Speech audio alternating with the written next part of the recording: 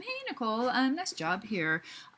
So yeah, let's look and see what we have here in terms of your design. It does look quite balanced. You've definitely utilized a good amount of the space. And with a whole bunch of different kinds of objects. Some of the overlaps are really cool. Like I really like these triangles that are created by the overlap. That's really cool.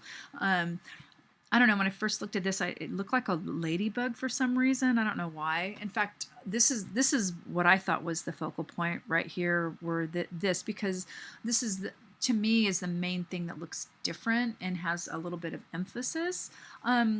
So I see this part here as a whole design, and I see this one over here as a design, and I kind of see three different designs in this. So you might want to think of some ways to create it looks balanced, but how do you create unity?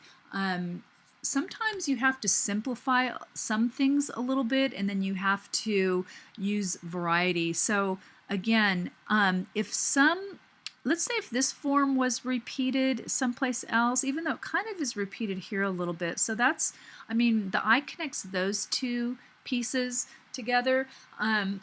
So what I'm saying is the repetition creates unity is when you have repeating elements. They can be shapes, they can be color, they can be whatever you're working with. When you repeat them, the eye kind of jumps around and connects them together as it's like trying to put a puzzle piece together. So I see that a little bit with the dots, but there's there's since it's pretty complicated, there's just so much going on in it. It's a little bit hard to think of where the focal point is. Then I thought of this being the focal point too, because this looks more like a pattern.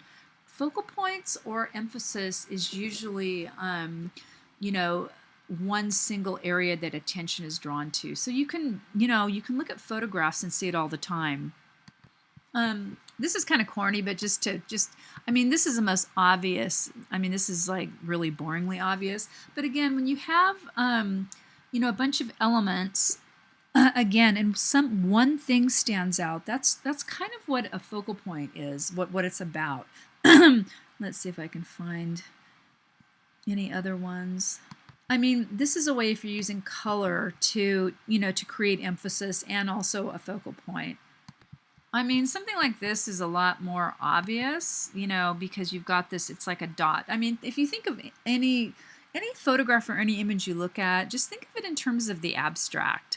But again, since we only had black and white, I mean, obviously you can just add green to black and white, and that's going to be a focal point and emphasis. But since you don't have that, it's a little bit harder, to work with. So probably what I would suggest is just if you're going to use this is a really great pattern, by the way, maybe have more of this all over and then have something like this in another place but smaller. That would also work.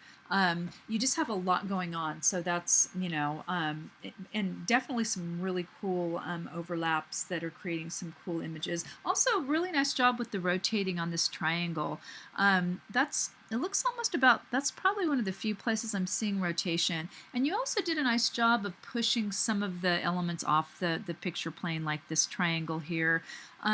Again, this could have, maybe if this was pushed over to that could also kind of create an interesting element, because you wouldn't see the complete circle, so it'd be a more interesting shape. So anyway, yeah, let me know if you have any questions. That would probably be my only suggestion if you were going to work on this some more and resubmit it in the final Dropbox, would be to just really focus on this idea of the focal point, because everything else looks great. Okay.